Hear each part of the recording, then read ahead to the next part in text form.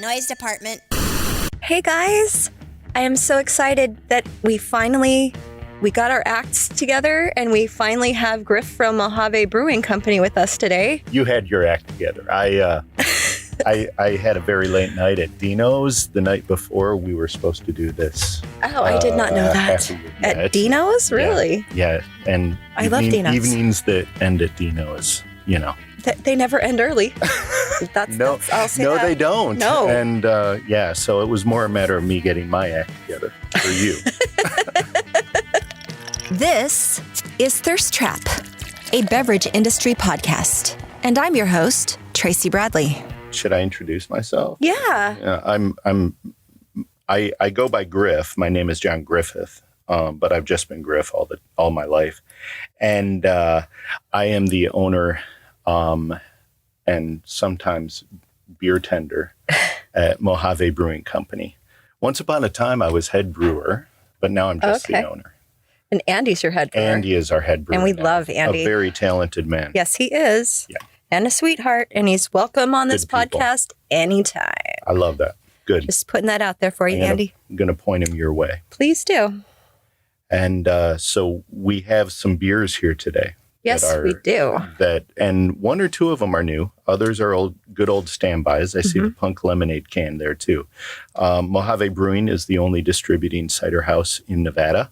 And so we're really, really proud of our cider. And it's been really good to us I should say the Nevada people have been really good to us because they've been buying our cider and really enjoying it. And so it's been helping our company grow as both beer purveyors and cider purveyors. Have I ever told you the story? I think I have of how I came to find you guys, how that came to be. I don't think that you've shared that with me, no. During the pandemic, my daughter, Taryn, she said, Mom, they're making cider in the desert. And she had cans. And I was blown away. Because I'm a cider freak. I love cider. That is fantastic to hear. I've never heard that story. Yeah. So I have your daughter. Yeah. Thank you, Taryn. Yes. So that's how I came to know about you. We met at a beer festival, right? Yes. Almost 2 years. It'll be 2 years in March. We met at Beer's Best. Yes. It's an event that is put on every year by Nevada Beverage and benefits New Vista, which is the charity that they work with. And so we met, we had our booths side by side that day, and we've been friends ever since. Yeah, that was a good time. That was a good time. Yeah, our distributor, Nevada Beverage, they're a big supporter of New Vista. Yeah, they are. So, that brought us to the festival. It did. And that's what brought us there, because I was there with Carl from Roseade, the owner of Roseade. So we were there pouring. I did get to meet Carl. You met Carl, yeah. The Carl.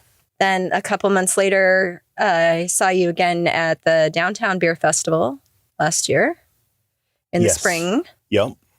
And that was fun. Yeah, Downtown Beer Festival was a great time. Yes.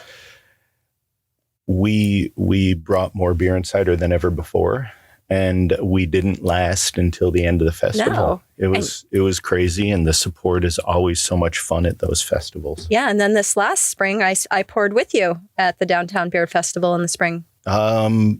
Yes, and then Boulder City as well. Yeah. So people saw you there as well, behind the counter for us, which was really nice. Yeah, that was so fun. Yeah, I love that festival too. They're good times. So we're almost in festival season. We are, yeah. The fall festival season's upon us. But before we get into that, I want to ask you, what was your brainchild in starting this?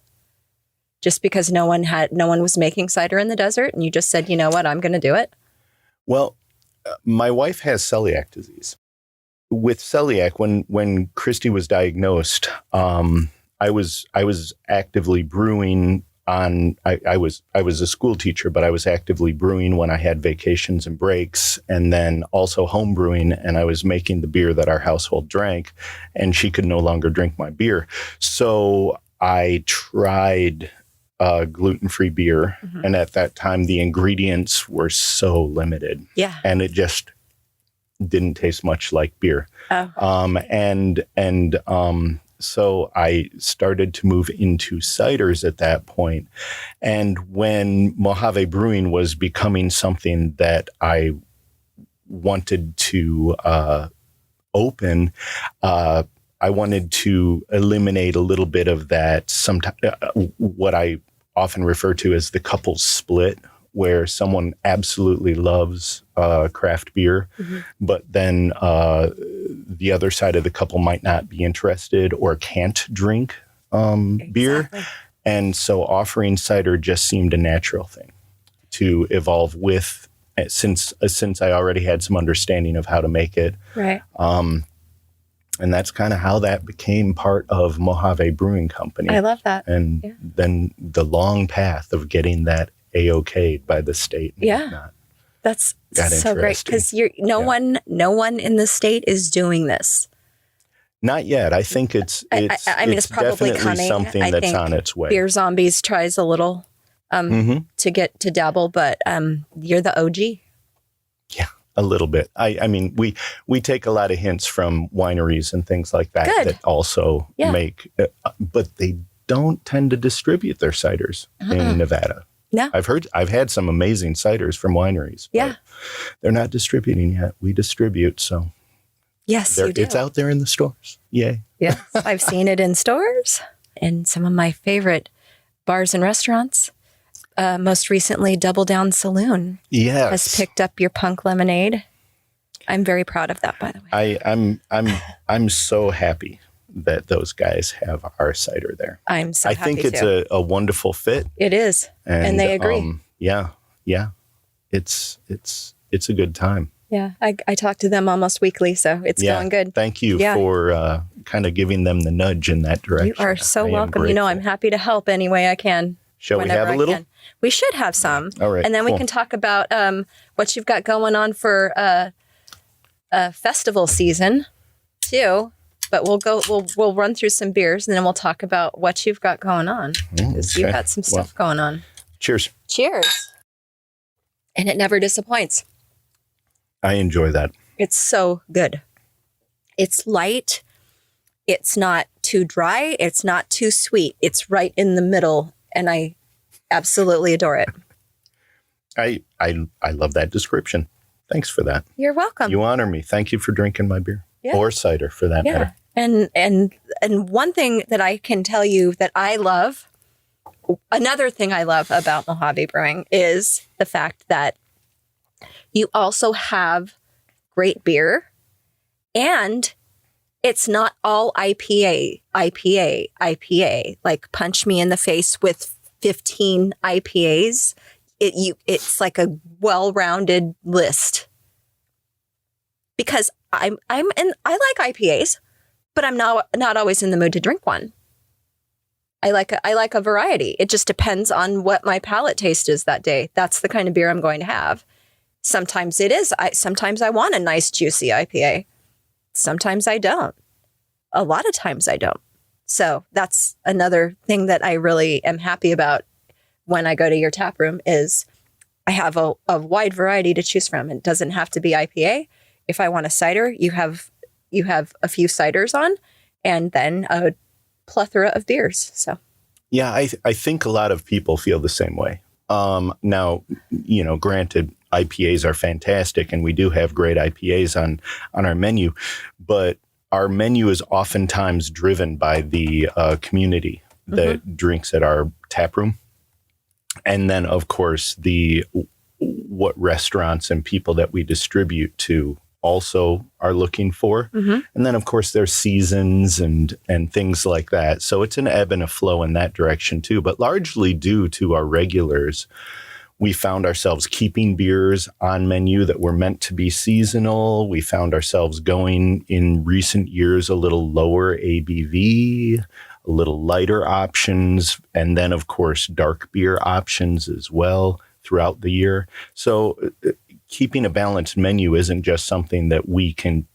claim. Andy and I work really hard at keeping a great menu. However, the people that drink our beer and present their opinions to us really matter to us because at base, we're a community brewery. Yes, you are. We're just little guys, so we got to listen to our community.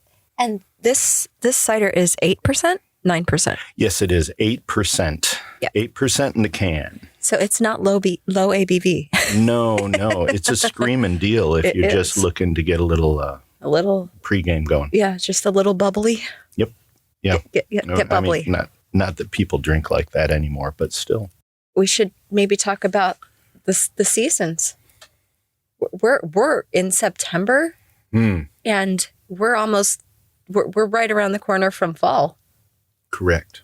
I believe Oktoberfest is starting not this Saturday, but next Saturday. And towards the the 20th something. Mm-hmm. It's my dream to go to Germany for Oktoberfest. I'd like to do that. So if I can make that happen next year, I think I'm going to do that. I've had friends that go for a business and they didn't plan on going to Oktoberfest, but basically everywhere is Oktoberfest. So you don't necessarily have to be on the fairgrounds. If you're just in that region of Europe, you're going to find beer gardens that are completely dressed out and they have their own festivals and things like that too. So done. Just find your way nearby if you can. Have a good time. Yeah, I will do that. So speaking of Oktoberfest, I think we have your new Oktoberfest. We do. Your Festivus, if you will. So, we call this Festivus for the rest of us. It is a 5.9%. Okay. It is Marzen style, but we present it as an Oktoberfest beer, and it's a lot of fun. You want to try it? Let's do this. Okay, let's open this one up then. All right, here we go. Festivus for the rest of us. Festivus for the rest of us. Yeah, so it's very light amber. Yes. I was just going to say that. Not a darker beer. Mm-hmm. I love the clean finish on this. It's crisp. Nice. It's refreshing for the Nevada heat. It's not a heavy Oktoberfest that you might find in the Midwest. But it does a very good job at presenting that Oktoberfest spirit when people are starting to move from lighter beers or fruity beers or sour beers and want to have something that is a little more malty, but very much refreshing at the same time. It's excellent for transitioning into your stouts and your winter warmers and things like that, which we have coming down the road too. Oh, I'm so excited. Am I getting a hint of clove? That would be the yeast profile. Okay. We don't introduce clove in this. However, we have a really great lager yeast that presents itself in balance with the malt. Mm-hmm. And as I completely nerd out on this, sorry. No, do it. But having done that, the clove character does present well alongside these more caramel and lighter roasted malts. Yeah. So you caught that. Really, I did. Good on you. It's a great malt too. Like it's a little sweet, and it's just this is very well done. That's what resonates with me. There's a little bit of a perceived sweetness. It's not a sweet beer. It's not something that would necessarily make you say, "Oh, that's a sweet beer." That's something that it's just a perceived caramel flavor, a perceived lightness that tends towards sweet over bitter. Okay. Yeah, I love it. So it speaks to the way Andy balanced the hops in with the malt, I think. I love it. It's so good. Just very well done. This is so far. And I'm not trying to hurt anybody's feelings here, but so far, this is my favorite Oktoberfest that I've tried this season. Thank you. You're welcome. That's a big compliment. We have other seasonal beers. Do you mind if I throw those out there? Yeah. So we have Festivus for the rest of us, which is our Oktoberfest. At the beginning of October, we present our beer that has pumpkin in it. It is a stout. Okay. So it's a sweeter stout. For those of us that know our dry, or for those of you that know our dry stout, it's called Stouty Doesn't Know, and that that beer is a very dry, traditional Irish stout. This is a sweeter stout, and it presents the pumpkin and the pumpkin spice. Oh. And we call that Black Cat Walking. Okay, I love it.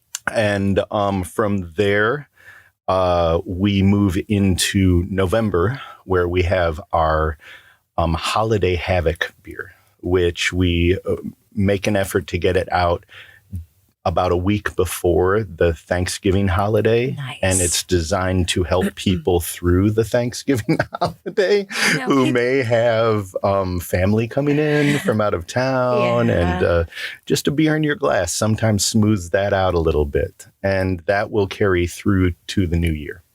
Awesome. And that is what we have out there. And it is more of a winter warmer, and we try and add a little bit of Christmas spice, that goes into cookies and things like that. So think allspice and nutmeg profiles, and it's a lot of fun. That's right up my alley. Yeah, without being too much, because you want to be able to drink a pint, right? Yeah. So we don't overdo it. Yeah. I'll hearken to a brewery out east, Southern Tier. The Southern Tier stouts really brought me along. And then, of course, my hometown beer, Bell's Stout. Okay. And those beers are what I cut my teeth on as a kid. And your hometown being? Kalamazoo, Michigan. Kalamazoo. Originally. And then shortly thereafter moved along to the Detroit area. Yeah, and Bell's Brewing is a fun brewery. So, yeah, I've never been. I've never been to Bell's. I have been to Blake's. Yes. Yep. Blake's is cool. Mm-hmm. So is Founders over that way. Okay. But either way, that's how I cut my teeth. As a kid, it was always dark beer around Grandpa's house. And so if I got a sip or if he left a glass unattended, little Griff helped himself. And the rest is history, I guess. My grandpa's beer was PBR. PBR? And then it was MGD. But PBR was the OG. And then his palate expanded to Miller Genuine Draft. That's in the 80s. That's a significant change. Yeah, it is. Yeah. But both amazing beers, both cornerstones of American beer. Exactly. Yeah. I dare say the more common beer growing up that I drank was Miller High Life.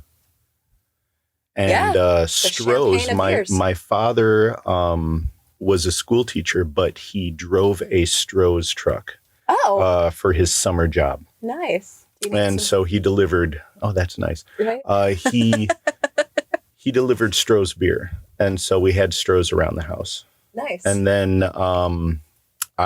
I had opportunities to work at my uncle's ranch in Oregon as a teenager when one starts to find out a little bit about beer on the ranch at the end of the day. Mm-hmm. And we'd finish the day and we'd drink Henry Weinhardt's beer. Yeah. So Henry Weinhardt's Dark Select. Mm-hmm. I remember that. Yeah. And that was also a point in my life where I started to notice beer. Yeah. It's good beer. Yeah, but I've never met a beer that I don't like. So your gateway was Stroh's? What was your gateway? Let me see. The first beer I sat down and drank beginning to end with my dad and my grandfather was I want to say it was a Warsteiner, because they were trying to do something special. And so they got Warsteiner, and it was a very, you said you wanted a beer with your granddad and me. We're going to sit down and we're going to make it a big deal. And okay. It was, and bar none, the best beer I've ever had in my life. But it was because of the experience, and experience is so much a part of having a social drink. And to go back in time and enjoy that again. That would, knowing what I know now, it'd be amazing. So I used to sell Warsteiner when I worked for Johnson Brothers. Oh, wow. We were choosing beers. There was a new bar opening up on East Sahara. Originally, it was a gay bar that wanted good craft beers on tap, good beer on tap. And it was right next to the German fetish shop. And so it was the bar was all under construction. So we had to do all of the tastings next door at the German fetish shop. Oh, that's fun. And this older German man owned the fetish shop, and it's Warsteiner. Oh, he made sure that you knew. Yeah, it's Warsteiner. And then he'd crack the whip. Probably, yeah. So what do we have next? We have Shotgun Wedding there. We have Shotgun our Wedding. chili We have beer. the We also have the kiwi. You want to run a cider and then the chili beer that we're sending to GABF after, and then we'll finish with the ginger beer. Yeah, let's do it. So this is our base cider, and we have flavored it with kiwi fruit that we receive from a company that does a really, really good puree. So we're able to ship it in as a concentrated kiwi juice, if you will.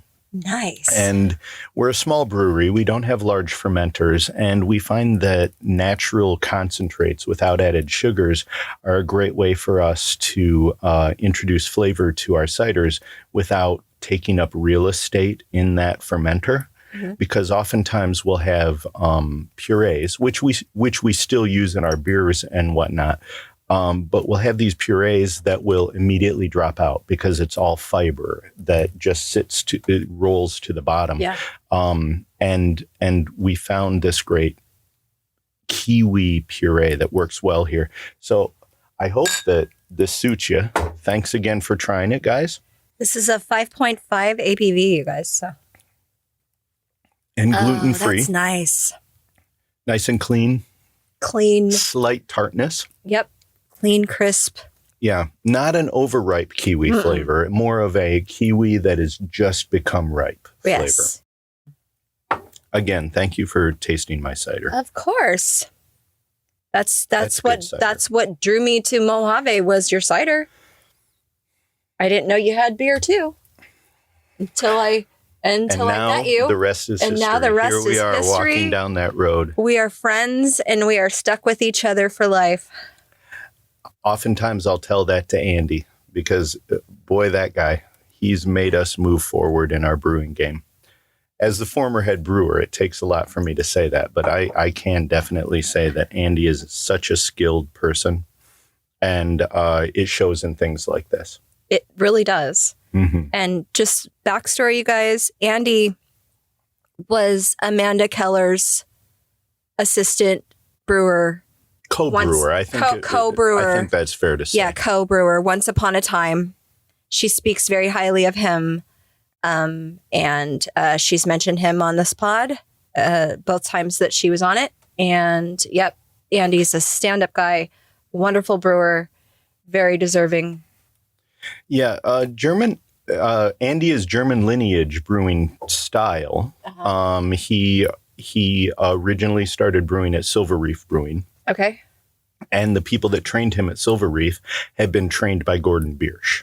And so that Gordon Biersch classic German training has been moved down, granted, a couple generations down the road now. However, Andy was trained by Gordon Biersch brewers. Nice. And so it definitely shows in the brew house. He's something I did not know about Andy today. All right. You want to do Shotgun Wedding? We're doing it. Are we ready? Yeah, we're going to. Okay, very good. Yeah, we're just going to. So Shotgun Wedding is a chili beer. We are sending it to the Great American Beer Fest. This chili beer is special because it is a recipe that starts with a blonde ale, and then we add raspberries to it. And then finally, we finish with serrano peppers. Nice. So if you're watching, this will look like a dark amber beer, but that's actually the raspberries contribution along with a raspberry flavor. And the idea is that the raspberry should present. Mm-hmm. And then it's almost like I think of it as a quick airplane flight, like we're flying to Denver or San Diego. We're just picking up in Las Vegas with the raspberry. we get up to speed, and we start to taste the chilies. And then as we're landing, we taste the raspberry again. Yes. And we're left with a pleasant little Kentucky hug in the back of our throat. Okay. As we finish up. The Kentucky hug. A little bit of warmth there as well. Cheers. Right. Well, cheers. This is a 6.6%. Yes. Yep. Absolutely. And that's exactly how you just described it. 100%. Thank you. Well, I suggest things. No, it's great. But it's a lot of fun. That's a good I love the raspberry taste. I love it too. I feel that, and I've been drinking this for a while, and I feel that I'll get 3 sips in, and then I'll be like, oh, there's the pepper. There it is. Yep. Oh. So I was first introduced to this beer when we poured together at the Boulder City. I remember that. Beer yeah, festival, I was so surprised that you hadn't had it before. I hadn't had it. And then I did a side-by-side with this and the mosquito bite from Huddle. And then you did a side-by-side at Huddle with both beers. Absolutely. And Tanner and I got to sit down on video. Yeah, that on was the great. Mojave YouTube. We're there. That was really good. And that year, this year actually, it was earlier in the year, we were sending to World Beer Cup with these beers. Yeah. And we didn't realize that we were sending similar beers to similar category. So, rather than being grouchy about it and like, oh, ours is better. No, ours is better. We decided to have a sit down together and just encourage people to try both and come to their own conclusion. Yeah. And we continue to do that because Mosquito Bite is an amazing chili beer. Yeah, it's good. We used to call them pepper beers, so I always slip back into that. But chili beer, and the category name is chili beer. So we were talking about these chili beers, and they're different types of beers, but they're so amazing in their own right. I feel that the Huddle Mosquito Bite beer is an immediate heat and flavor of the chilies they use, and then it's a clean finish, while ours is we present a sweetness with a pepper, and then it's a slow heat that builds as you drink the pint. And they're both amazing in their own right. So we were hoping that we both medaled. Neither of us medaled. Pardon me. Neither of us medaled, but we got pretty far. Okay. I may be wrong, but it's my understanding. We know that Shotgun Wedding made it to the final table. Oh. And I believe that Huddle's beer as well made it to the final table. And no medals this year. But I think we're both encouraged enough to take another swing at it down the road. Do it. Yeah. Do it. This deserves a medal. So if what is it? Great American Beer Festival that's coming up? So if any officials are listening. Oh, yes. Well, please. Yeah. Please consider this beer because it's worth it and it's amazing and it deserves recognition. Oh, yeah. Let's go. Let's go. Yeah. We'd love to take home a medal from Great American Beer Fest. This is so good. Yeah. I'm very excited. I've had the opportunity to taste the competition beer that we send. Now, as one does when they're trying to win medals, right? You want to play to the style.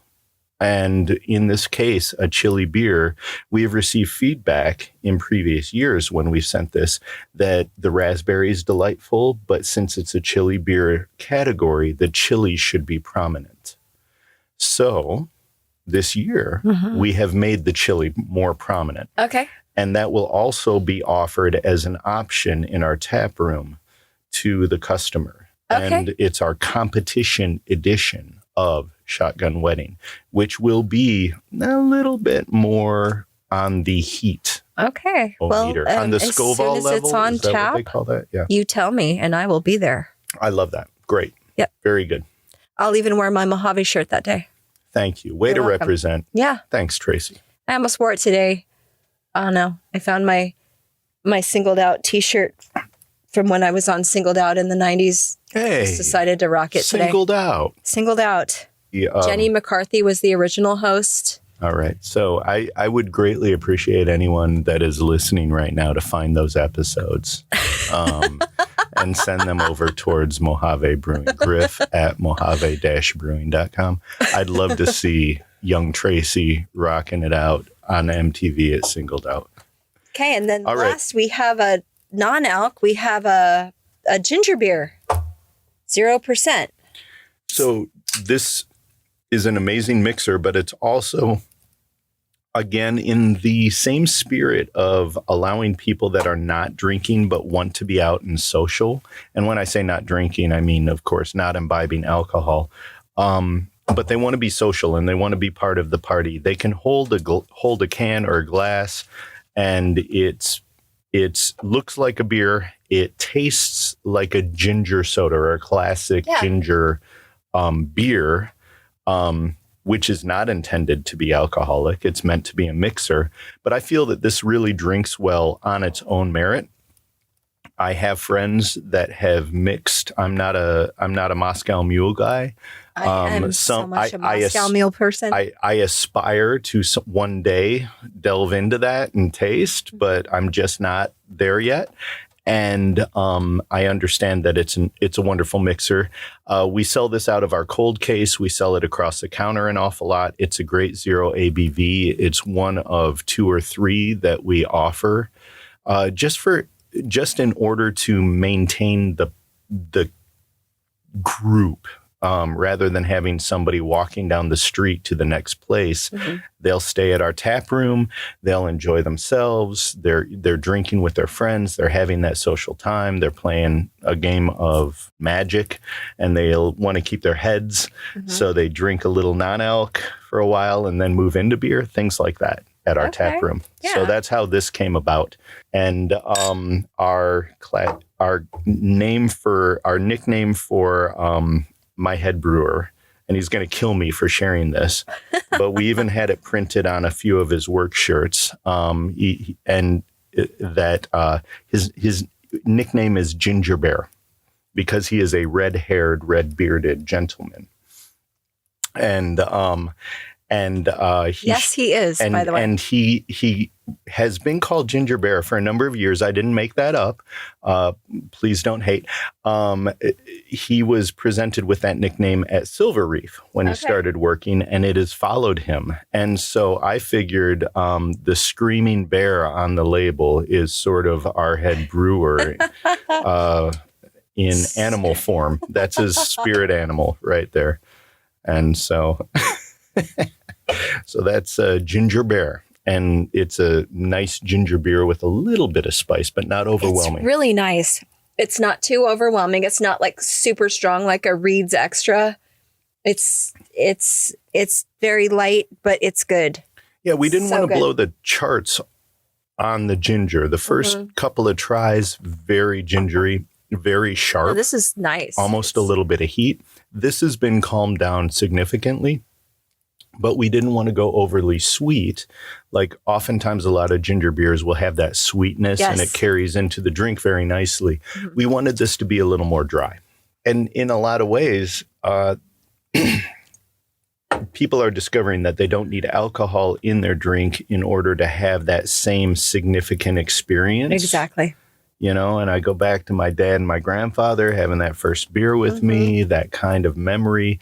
You want to be there for the memory, and you want to be out and you want to be social, but you've had your beer, you've enjoyed your 8% punk lemonade. Yeah. And now it's time to have something that's a little lower ABV or something that is no ABV, and you're still there and you're still having a great time. Yeah, exactly. This is perfect for that. And yes. Thank you for that. I feel the same way. We also do a really great non-alcoholic seltzer. Yes, you do. Right I've now had it's that as well. blueberry. However, I believe right now, this day, my head brewer is putting together, Andy is putting, he's not mine. He's our great head brewer. Andy is making one that is more of a pina colada flavor. Okay. So we'll see how that goes. I've had a chance to see the process, and it's a whole science. I'm going to be picking, when he's done with that, let me know. I'm going to pick up some cans and I'm going to play around with that with Betty Page rum and make and use that as a mixer. And I'm going to see how I do. Because I think I love this idea. I think that's a great little combo. Well, maybe you put Betty Page in your cool green purse and bring it over to our place. And pour me a little one on the side. Yeah, we won't tell anyone. We'll collaborate on this together. Yeah. Mm-hmm. Yep.